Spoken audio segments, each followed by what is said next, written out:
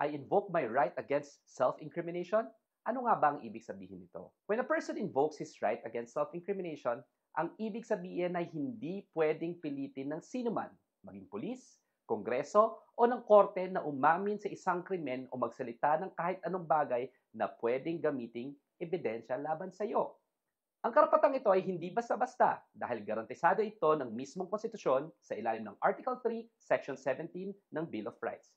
In essence, karapatan ng isang taong tumangging sumagot kapag ang hinihinging sagot ay maaaring gamitin na ebidensya laban sa iyo sa isang kasong kriminal.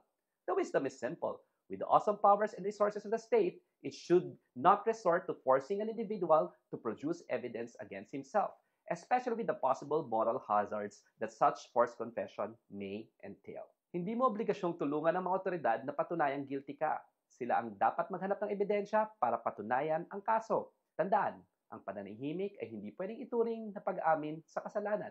Kung tinatanong ka at hindi ka sigurado, mas mabuting manahimik at humingi muna ng payo mula sa isang abogado.